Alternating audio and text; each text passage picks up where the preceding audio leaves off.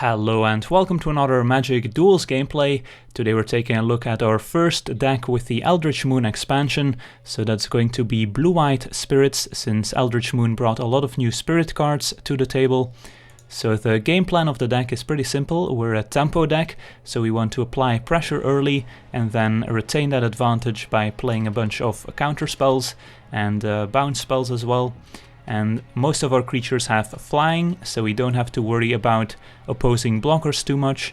And of course we also have nice spirit synergies in the deck, as well as some synergies with creatures that have flying. So we're gonna fly over for the win. So let's take a look at the cards here, starting out with our 1-drops, where we have a single spicy copy of Essence Flux.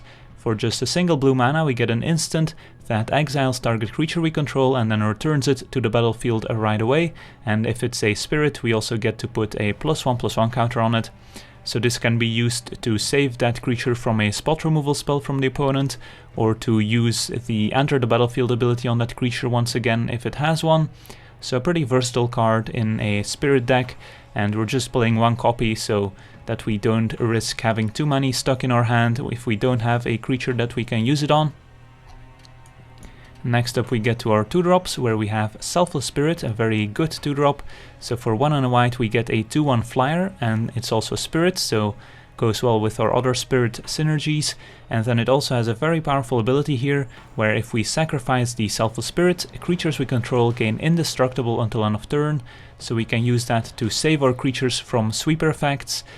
Doesn't save them from a sweeper like Languish, because that gives them a minus toughness, and indestructible doesn't save a creature that has 0 or less toughness, but still saves them from cards like Kozilek's Return, Radiant Flames, Planar Outburst, you name it. So very nice creature to have in the deck. Next up we have a Rattlechains, also a 2-powered flyer and also a spirit. And this one also has flash, so we can play it at instant speed, and then when it enters the battlefield, target spirit we control gains hexproof until end of turn.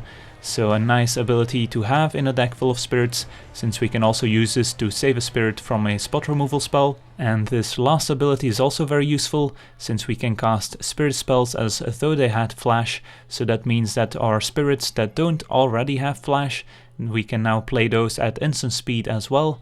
So we can flash them in during the opponent's end step to avoid running them into sweepers, or to hold up our counterspells. Then we have Dimensional Infiltrator, which is not a spirit but is just a 2-powered flash flyer for 2 mana, so still goes nicely into our game plan. Then we have Tattered Haunter, which is a 2-powered flyer that is a spirit, doesn't have any good abilities.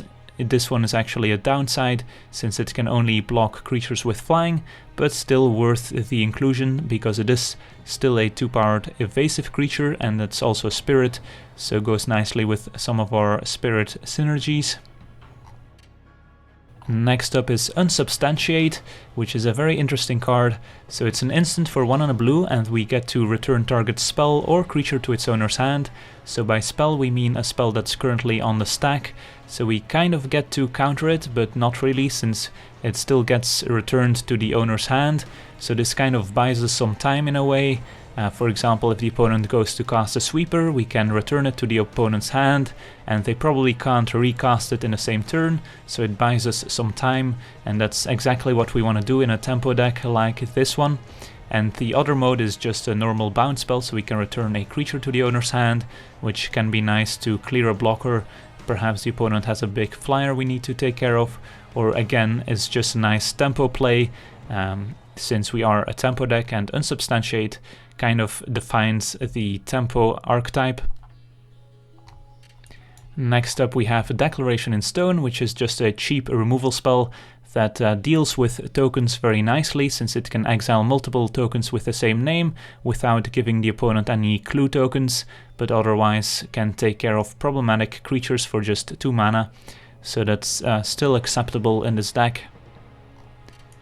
Then we have Bygone Bishop, which is a spirit For 3 mana we get a 2/3 flyer, and whenever we cast a creature spell with converted mana cost 3 or less, we get to investigate, so we get a clue token that we can sacrifice for 2 generic mana to draw a card, so it gives us some card advantage in the late game.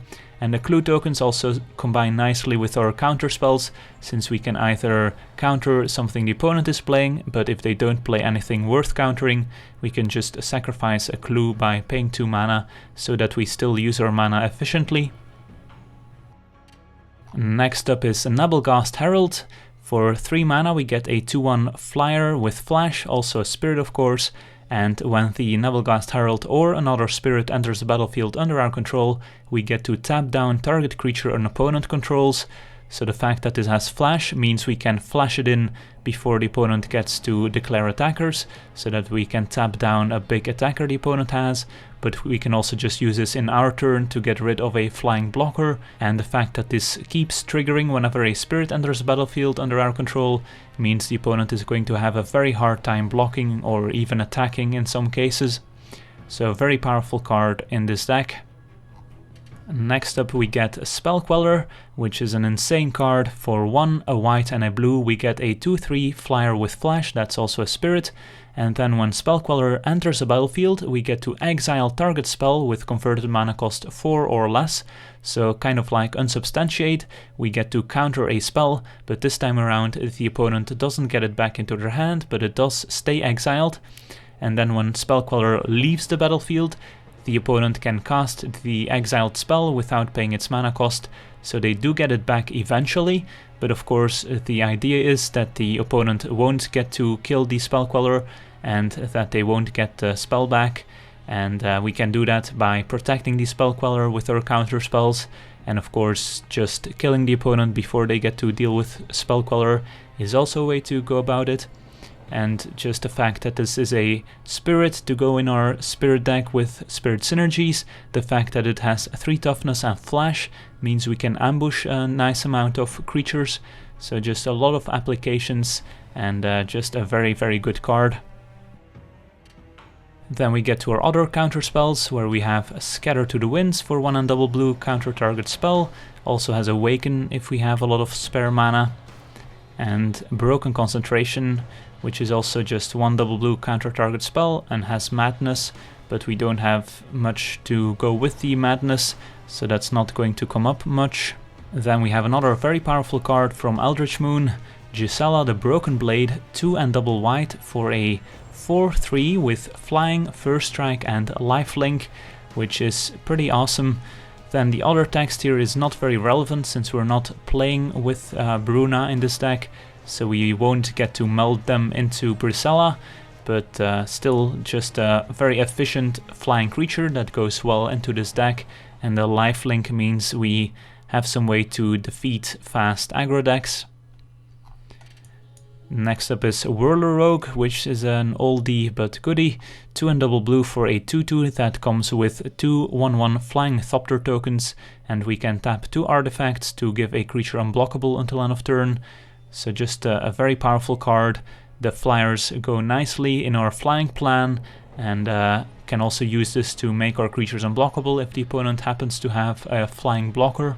And also goes nicely with our 1 copy of Essence Flux, since if we get to blink the Whirler Rogue, we get 2 free Thopter tokens, which is pretty awesome. Then we have Thunderclap Wyvern.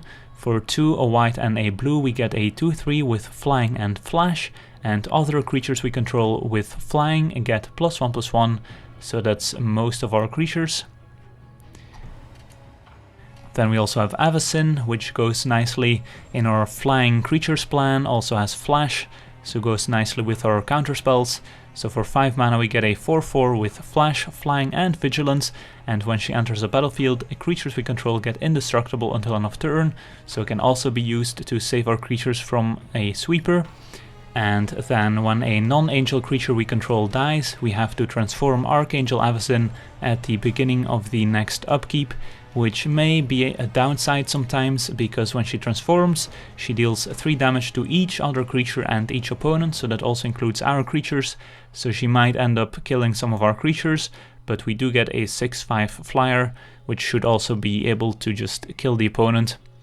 And then finally we have one more counterspell in Confirm Suspicions, 3 and double blue for a hard counter, and we also get to investigate 3 times, so we get 3 clue tokens, which again go nicely into this kind of deck.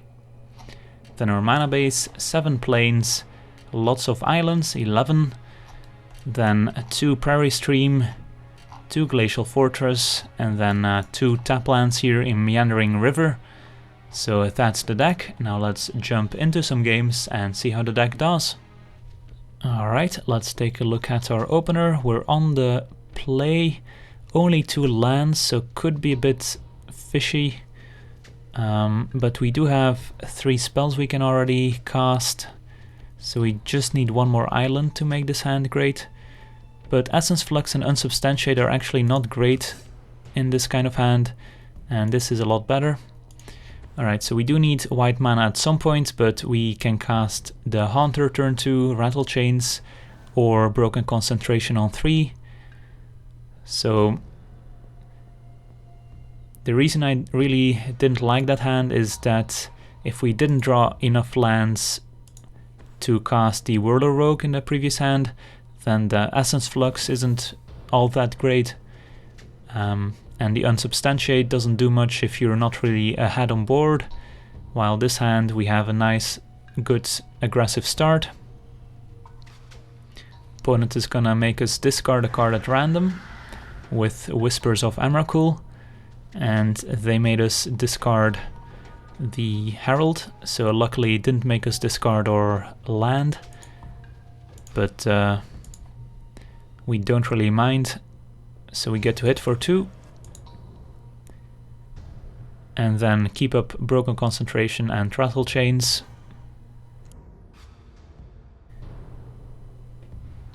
So the opponent on a Jund mana base so far. Elvish Visionary is fine, no need to counter that. Just draws a card. And we can flash in a Rattlechains end of turn. Give our creature hexproof, doesn't really matter. And there we go. White mana does come into play tapped, unfortunately, but we still have Broken Concentration up here. So hit for 4, opponent down to 14. And once we get the Wyvern down, we're gonna start dealing a lot more damage.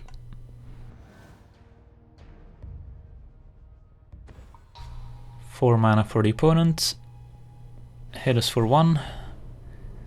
And let's see if they have some sort of sweeper here, or if they're just gonna play a big creature. Radiant Flames, so I think I'm okay with countering this one. If we had the Spirit in play, we could have sacrificed it to make our creatures indestructible, but I would rather not lose our 2 Spirits in play. Alright, so we drew a Tattered Haunter, so again, we have to decide if we want to play the Wyvern right now to get in for more damage, or since the other spirits in our hand have flash as well, we can just end of turn flash in 2 more spirits and then next turn play the Wyvern. That way we play around a sweeper a bit better. So if we go with the flash in the 2 spirits at the end of turn plan, we would hit for 4 right now, put the opponent at 10, and then flash in 4 more power, then they all get 1/1/1 with the Wyvern, so our opponent would be dead next turn. So I think I like just hitting for 4 here and playing it safe. Also, if we can flash in the Selfless Spirit and then sacrifice it to save our creatures from another Radiant Flames, for example. And if your opponent has something like Twin Bolt dealing 1 damage and 1 damage, the Wyvern can save them. Opponent with another Whispers of Emrakul. So no Delirium, just a card at random. So this is actually interesting. What we want to do, I think we go with the Wyvern. The thing is, if we cast the 2 spirits, then we have to discard the Wyvern for sure. So maybe we just flash in the Selfless Spirit. and then let the whispers happen, and then if we discard the Haunter, which happened, we still have the Wyvern.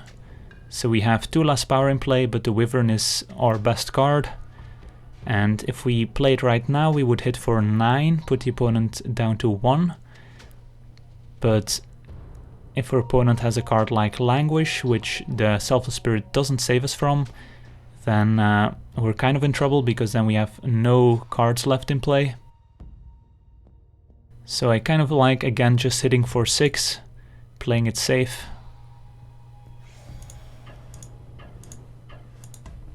And if our opponent does have a Languish, we can just flash in the Wyvern end of turn, and then hit the opponent down to 2, and then hopefully they don't have removal for the Wyvern, and we can win the game.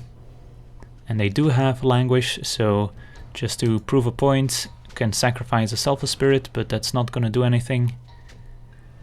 They're indestructible, but Languish giving them -4/-4 still kills them.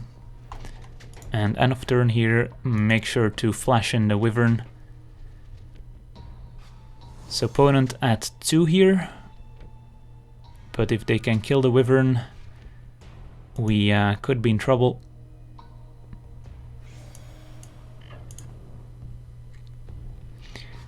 And do we play our land?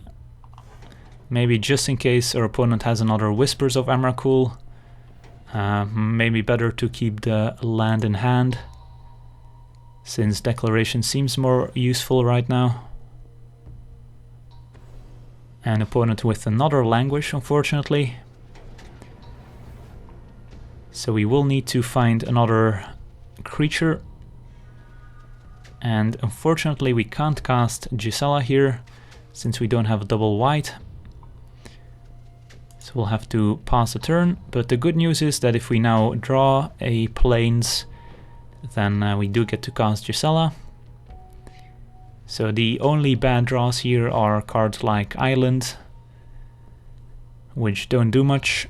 Opponent with another Elvish Visionary. And another Whispers of Emrakul, which got our island, so that's good. And there we go, Prairie Stream into Gisela, and hope our opponent doesn't have removal for it.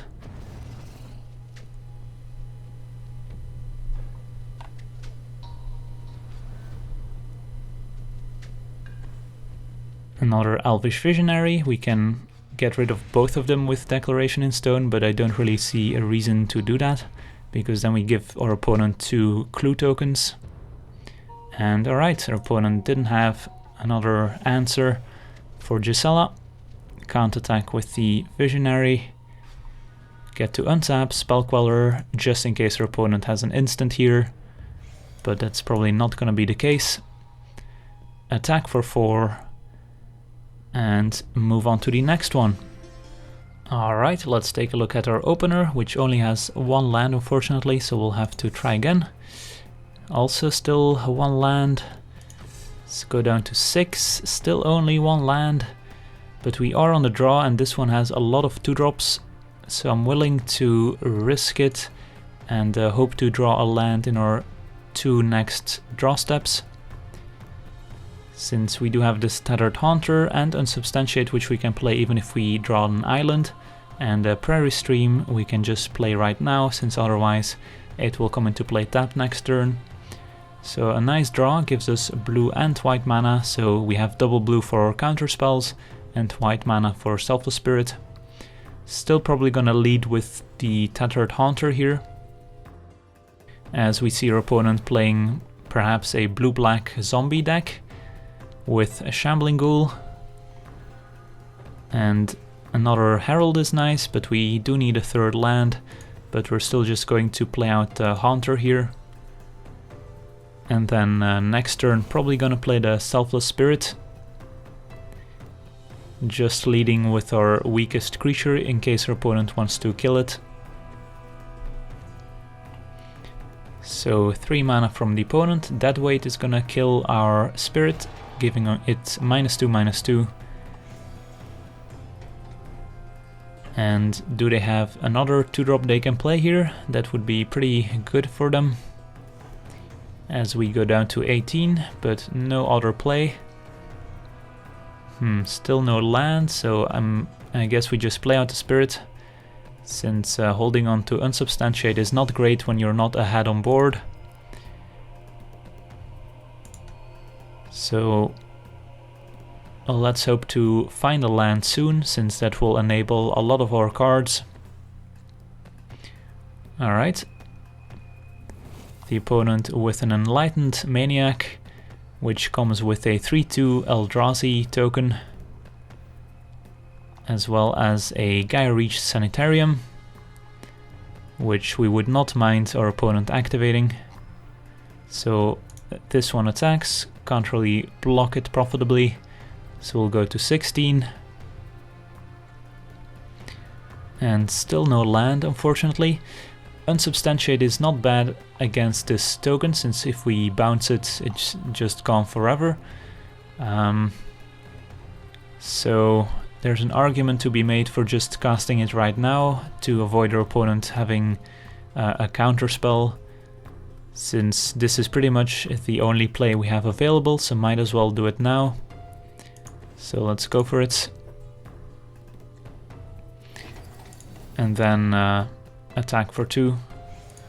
Could have held on to the Unsubstantiate to perhaps counter the opponent's spells, but I think getting rid of a 3/2 is pretty good.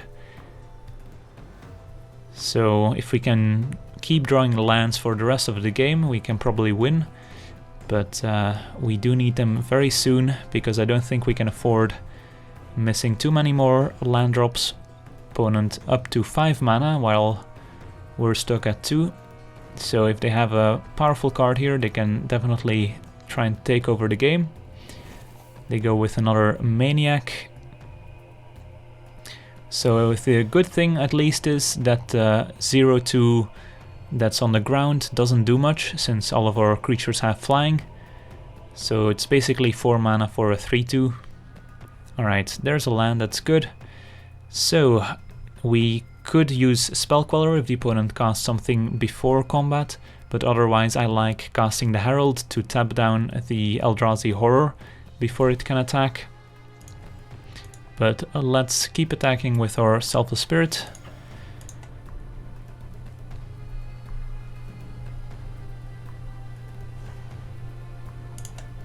And see what our opponent does in their first main phase. Land number 6 into Darkslick Drake, which blocks pretty much all our spirits, so I'm not opposed to using Spell Queller here.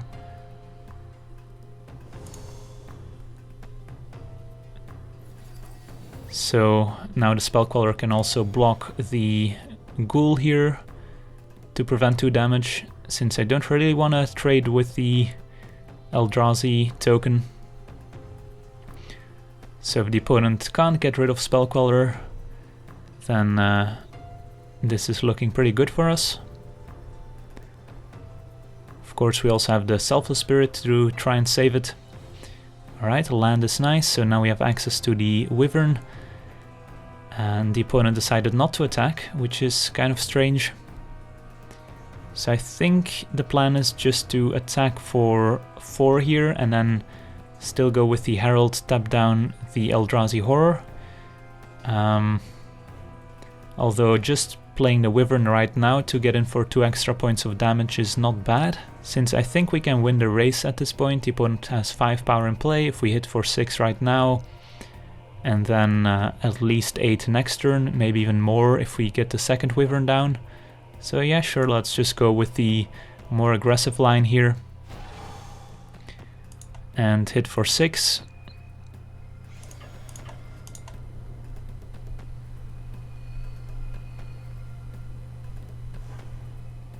And the Wyvern can still block the Ghoul, should it attack.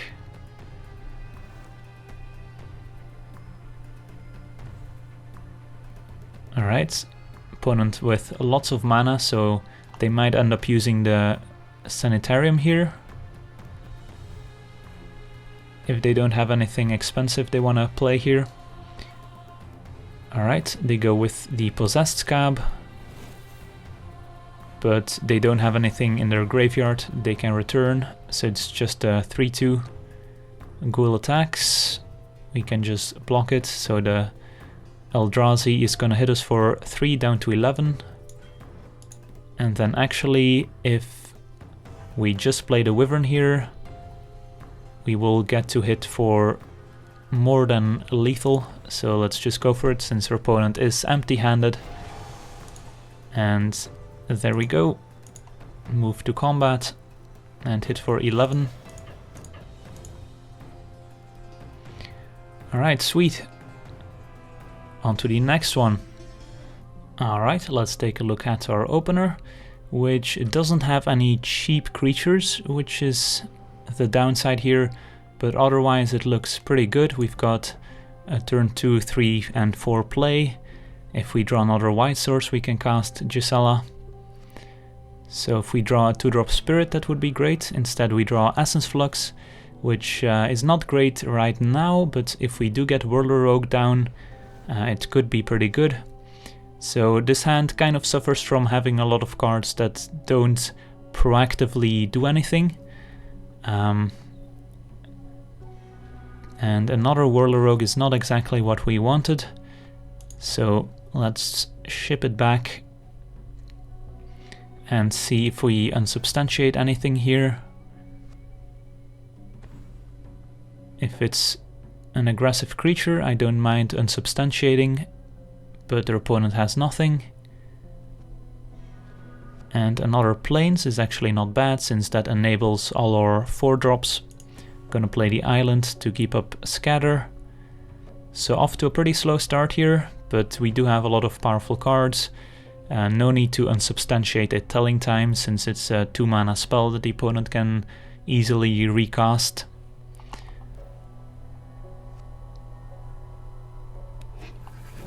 Alright.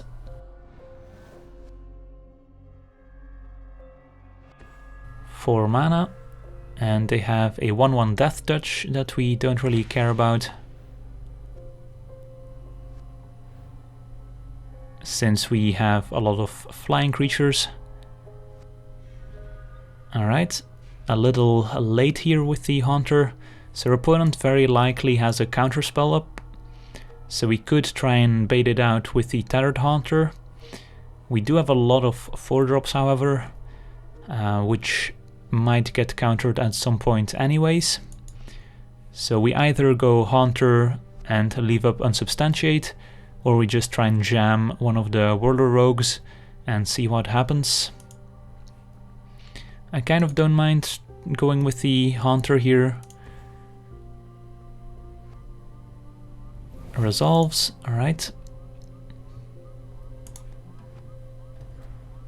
And Grip of the Royal. So we could counter this one. Just gets stabbed down, doesn't untap. Opponent gets a draw card, but I think that's fine.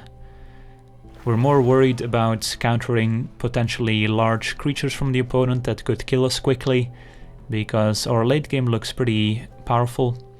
So with this one, I don't mind unsubstantiating, since our opponent can't recast it this turn. And it is a pretty annoying card against our tokens from Whirler Rogue, since the Eldrazi can blink them away into nothingness. So we're gonna get hit for 1 here. Our Spirit doesn't untap, but now we can try and resolve something. So Gisela's not bad, however also can get tapped down by the Displacer from our opponent. We could go with a Whirler Rogue, could also go with Bygone Bishop, leave up Essence Flux, although that doesn't do much at this point. And I think I want to go with a Whirler Rogue,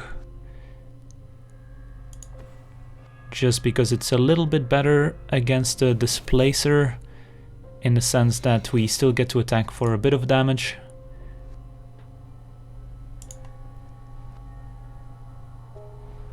And Essence Flux on Whirler Rogue is also going to be pretty good here.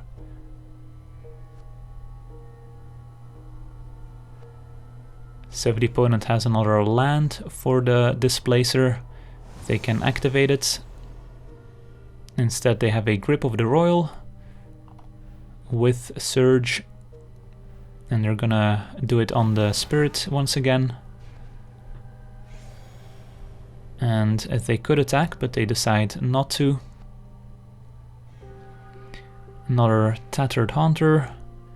So here we could just jam another Whirler Rogue, could also play Haunter, leave up Essence Flux, could also play Gisela, could go Bygone Bishop, leave up Essence Flux, which might actually be our best play, since that puts the most flying power in play, since Essence Flux end of turn on the Whirler Rogue makes 2 Thopters, and then this is another 2-powered flyer.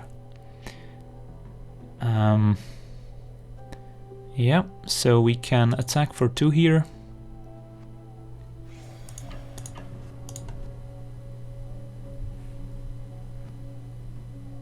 And play Bygone Bishop. And keep up Essence Flux. So if our opponent attacks, we can block and then Essence Flux the Whirler Rogue.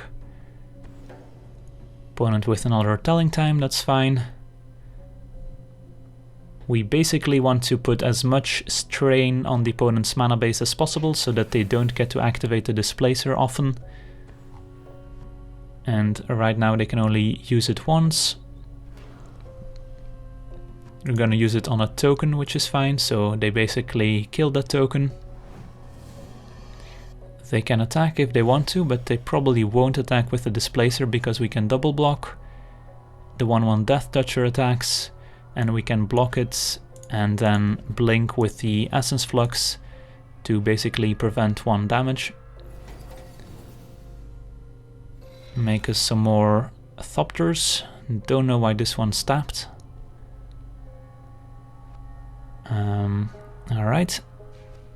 So at this point we could start leaving up Scatter to the Winds, since we have a pretty nice board state, or we could try and play some more creatures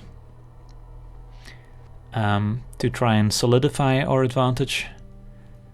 Could play the Haunter, get a clue token and sacrifice it, but then we don't get to keep up Scatter, which might be bad. Could just try and jam another Whirler Rogue, which would also allow us to make this Whirler Rogue unblockable this turn. So we get to hit for 2, 4, 5, 6, 7, 8, 9. Put your opponent at 9. That also seems pretty good. Then our opponent pretty much needs a sweeper. And even if they do, we still have a pretty good follow-up. So yeah, I don't hate casting Whirler Rogue here. Then use the ability. So we want to make this one unblockable, tapping down our Summoning Sick Thopters. And attack with everyone.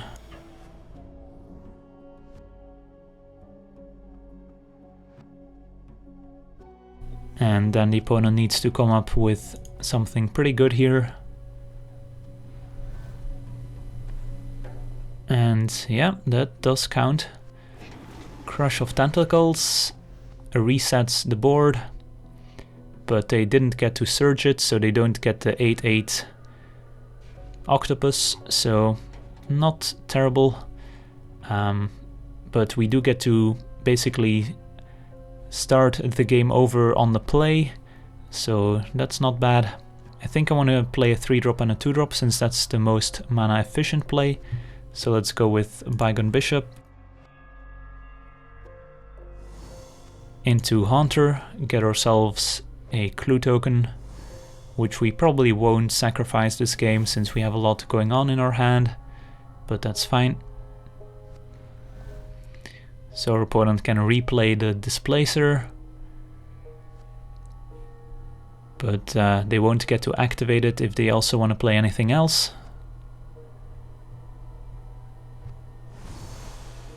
And we just get to add more creatures to the board. So they do decide to play the Dryad. And alright, Militia Captain. So if the opponent has one more creature, this could transform. And let's see here, still no third blue land, so don't get to keep up Scatter and play the Haunter. We could try and sacrifice a clue hoping for a land, but that seems a little risky. So let's see. Can attack for 4, put the opponent at 5, and then we could just play 2 Haunters. But that's pretty terrible if our opponent has a Declaration in stone, because then they get to exile 3 Haunters. So maybe just playing another Whirler Rogue is better. So let's start by attacking for 4. Play Whirler Rogue. And go from there.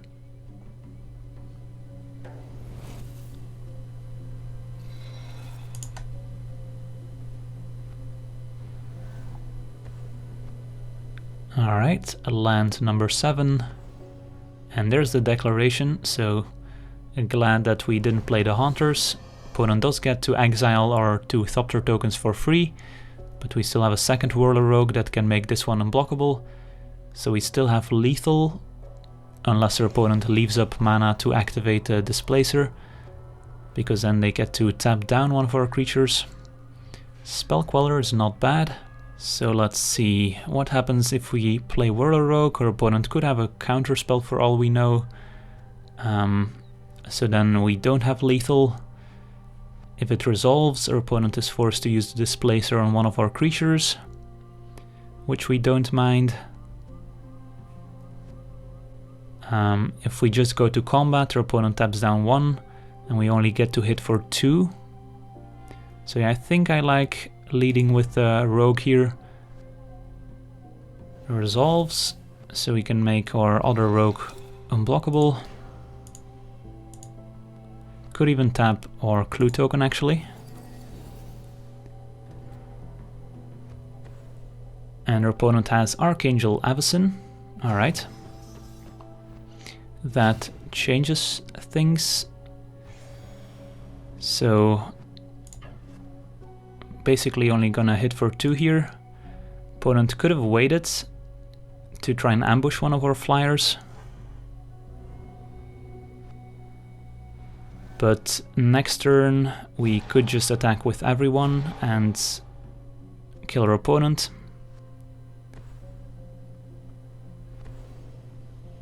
Alright, never mind. So our opponent with Eldritch Evolution basically found a way to sacrifice one of their creatures, so now Avacyn is going to transform and deal 3 damage to each creature.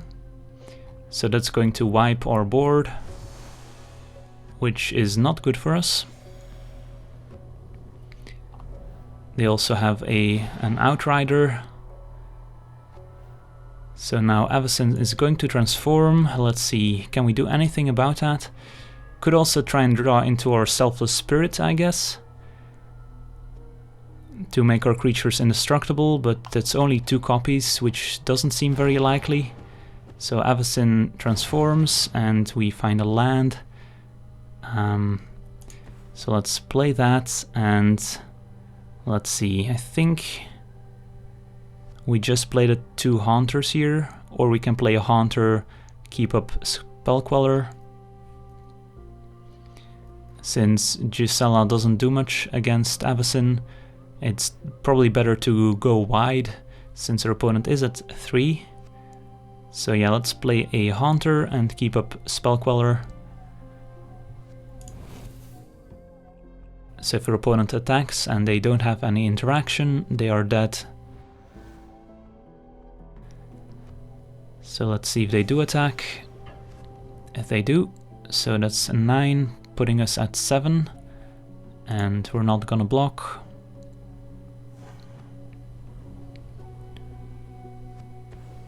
And Bruna, the Fading Light, we cannot counter, and that's going to get back the Militia Captain. Alright, not bad. I think we still flash in the Spell Queller end of turn here.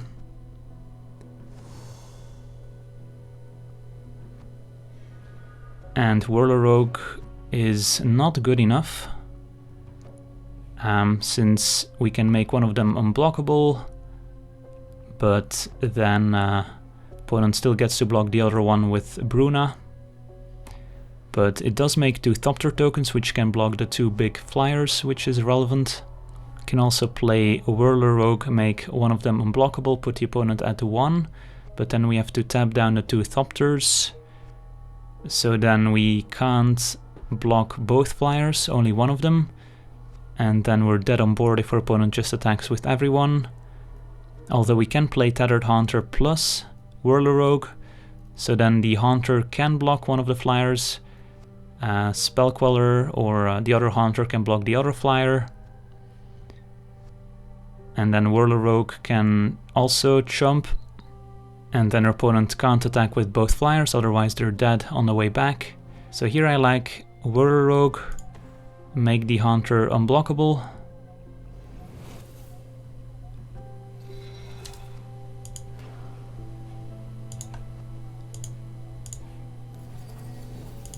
And attack for 2.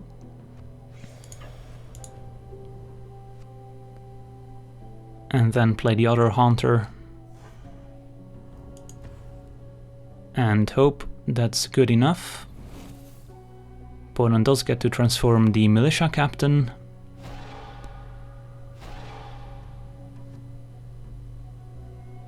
But if we survive and get to hit our opponent with 1 creature, they're dead.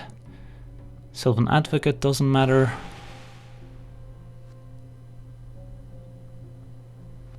Opponent can attack with everyone. We're gonna block the big flyers. So right now we're taking 8, now we're taking 3 down to 4.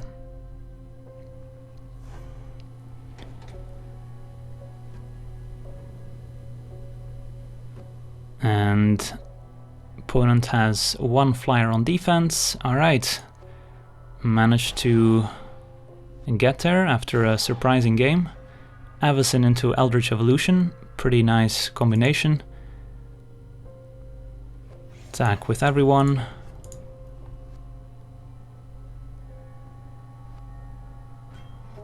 Opponent blocks 1, and there we go. Alright, sweet. I want to thank you for watching. I hope you enjoyed this gameplay, and as always, have a nice day.